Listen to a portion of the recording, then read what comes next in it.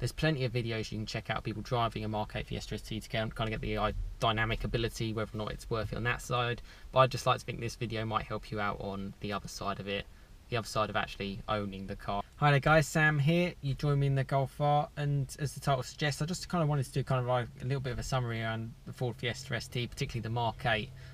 Just because generally in this channel I've done content on the Fiesta ST, and I didn't really want to leave it on some sort of cliffhanger if people were interested in that kind of thing. So yeah, I'll get straight into it. But first of all, if you are interested in Mk8 Fiesta ST, definitely go for a test drive, all the usual bits. And actually today is a great Evo magazine which has come out, should say like November 2018 on it, which I've got. It's actually quite a good read actually in general. So if you're interested in the Mk8 Fiesta ST, read that, because it compares it against the old one, it compares it against a Peugeot, and it compares it against a Renault Clio Sport Trophy, so an old one back in sort of like 2004.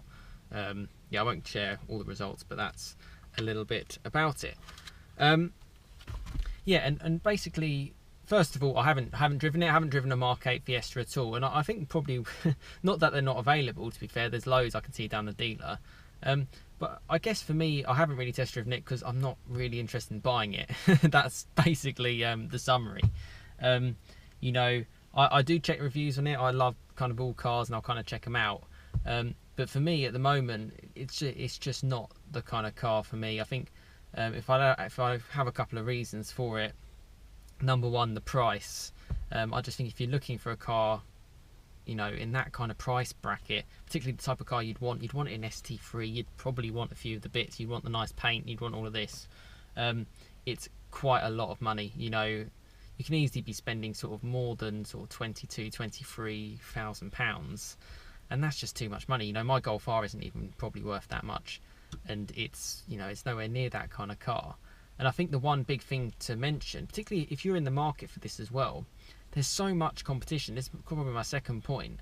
You know, you've got to look at what's out there. If you go back to 2013, 2014, where sort of all the cool high patches appeared, you know, like an M135i, they sort of came out late 2012. You got the first generation, kind of the A45 in 2013. Then you had obviously the Golf R in 2014. All these cars now are sort of coming up to sort of 3, 4, 5 years old, and for that kind of money, it's similar money to the new Fiesta ST. And I just think those cars are kind of, you know, they're a lot more powerful, a lot more faster, probably a lot more exciting as well. I think just older cars generally have that about them. They have less safety, less weight, all this kind of bits. And for those reasons, it's kind of like it's hard to justify.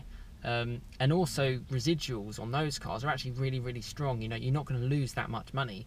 If you get a Fiesta ST, you just kiss goodbye to 20% of that, and that's not great, really. And you're still only in a Fiesta ultimately. Whereas if you were, you know, fortunate enough to get a, say, an A45 for say 20,000, or even a Golf R for sort of like 17,000, or an M135i sort of like 13, 14,000. First of all, as soon as you buy it, as long as you buy it carefully, you're not going to lose all that depreciation, which is such a big thing, and you're still going to have a great car.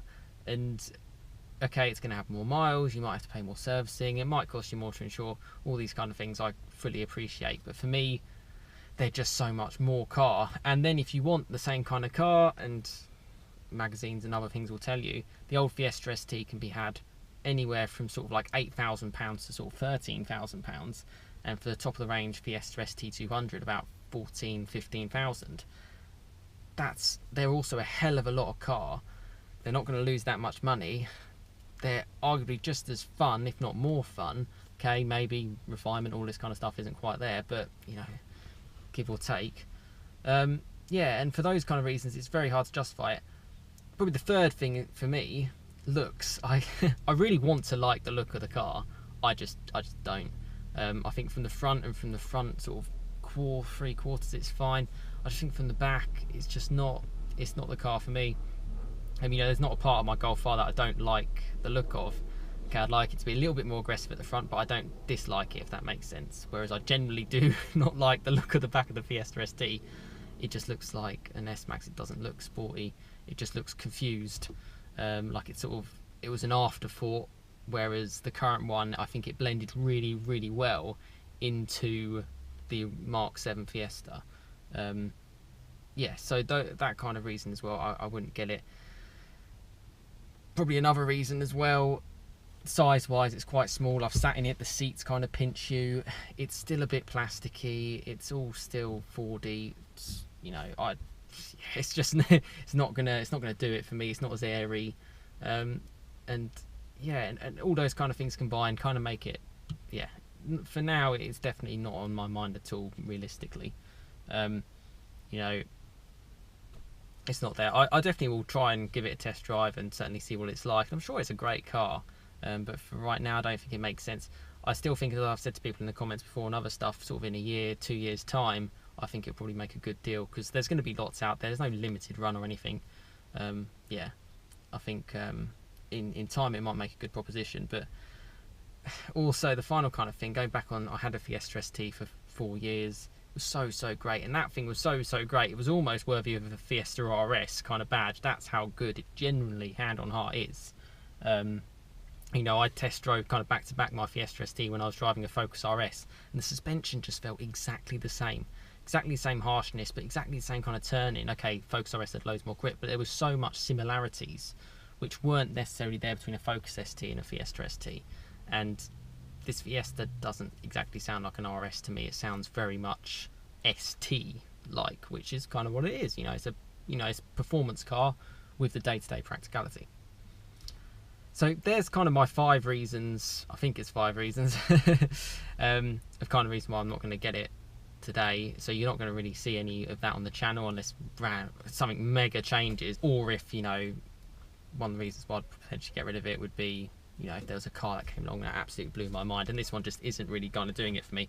I absolutely love this Golf R. The connection to it is brilliant. It's a fantastic car and a fantastic bargain. If you check out my other videos, you can kind of see why.